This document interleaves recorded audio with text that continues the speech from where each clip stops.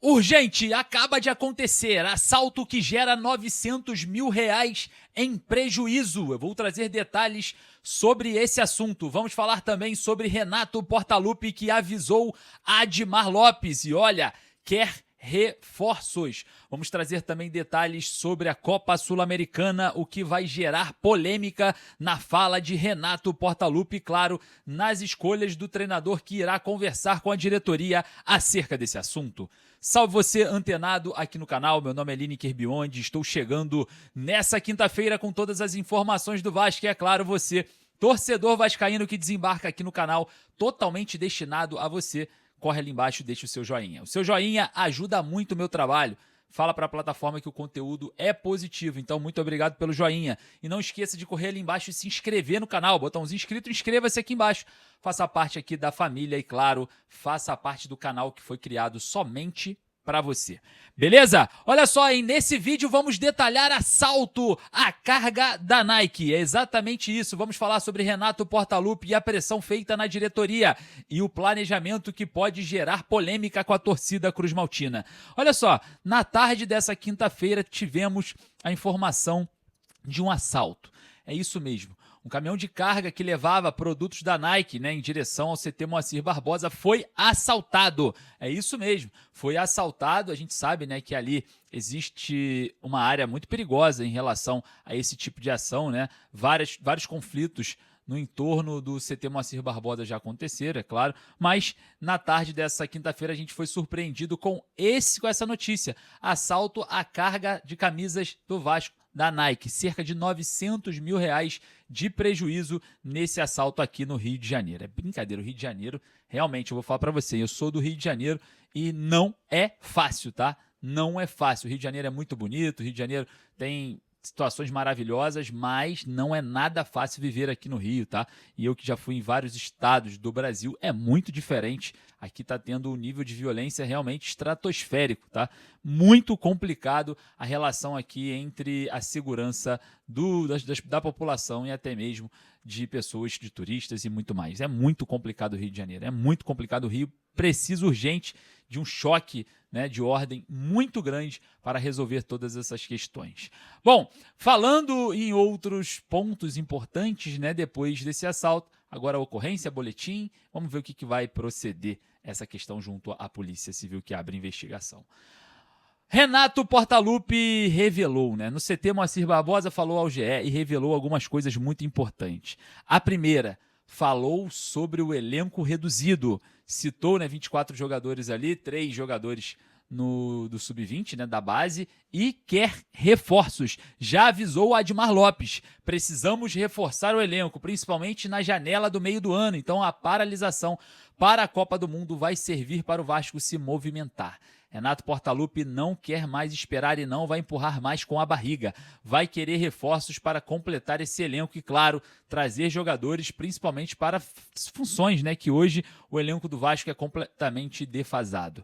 Vamos observar quais serão os pontos, mas o Renato Portaluppi deixa muito claro que ele não está muito satisfeito, né, com essa redução do elenco e, claro, vai precisar bastante de reforços no meio da temporada. Admar Lopes já vem buscando, né, informações sobre alguns jogadores. Perguntou sobre Santiago Solari, né, do Racing, um jogador muito interessante, mas óbvio, na janela está fechada. Amanhã, dia 27, fecha a janela de transferências doméstica no Brasil, né, aquela que é feita para contratar jogadores que disputaram os estaduais, e ela foi criada, só para passar aqui rapidinho, exatamente para não tirar jogadores de equipes menores que disputariam as finais dos estaduais. Então, prorrogo aí essa janela doméstica do dia 4 de março até o dia 27, que é amanhã, e a gente vai ter aí muita movimentação acerca da janela do meio do ano, posteriormente ao fechamento da janela doméstica. E claro, a gente sabe que o Admar vem vistoriando o mercado, né? Teve uma informação de 2 jogadores da Portuguesa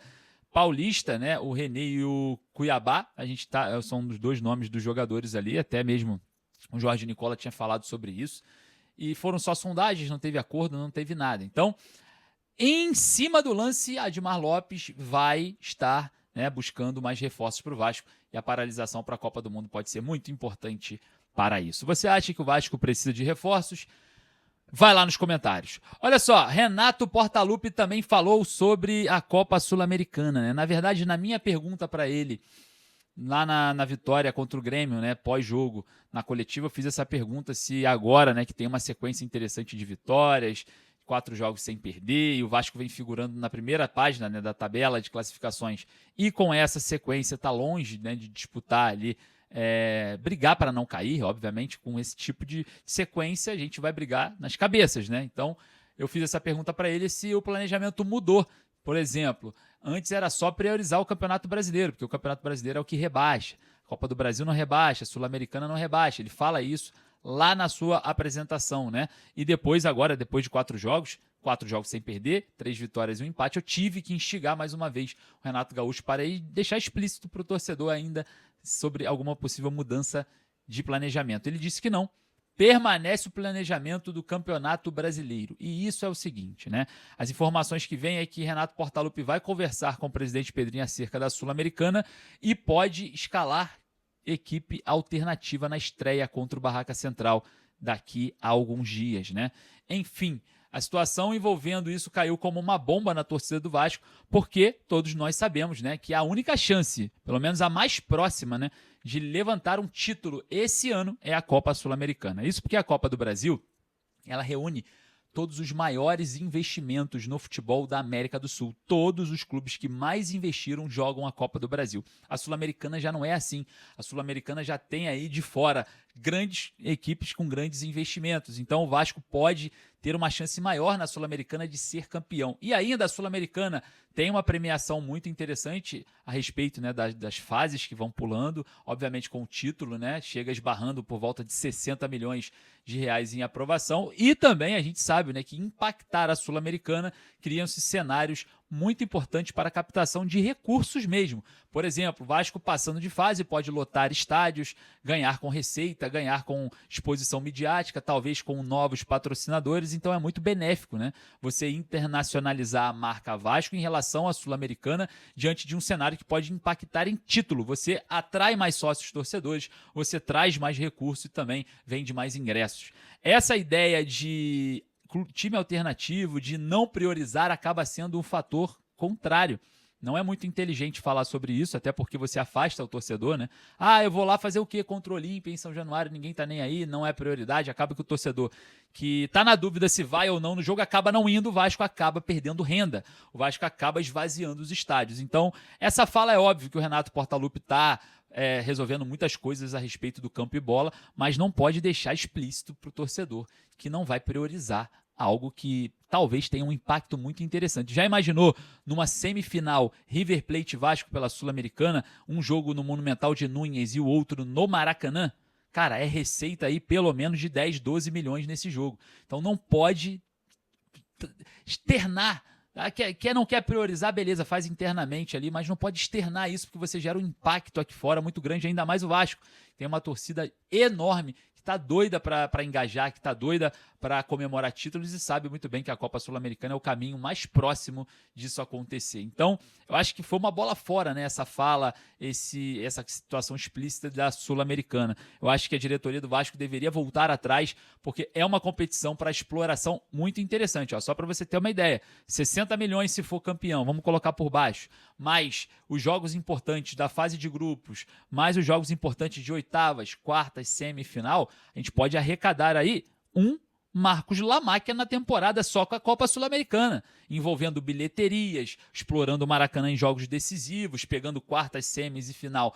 Assim a gente vai começar a ter um público bem interessante. Então é algo que precisa ser explorado, porque gera muito recurso, principalmente para a marca Vasco, onde o torcedor engaja e tem muita vontade, né, de estar próxima ao clube. Eu queria saber a sua opinião, vai lá nos comentários. Para mim não agrada, né, essa ideia, né, traz aí consigo uma falta de engajamento, uma pisada no freio, isso não é muito interessante na minha opinião. Eu queria saber a sua. Corre lá nos comentários e deixa a sua opinião. Olha só, eu vou ficando por aqui, daqui a pouco eu volto com mais informações. Lembrando, né, que tem live hoje, 9 da noite, eu quero convidá-los, você que está aqui com a gente, para participar da nossa live. Vamos discutir muita coisa a respeito das notícias de hoje, beleza? Um abraço!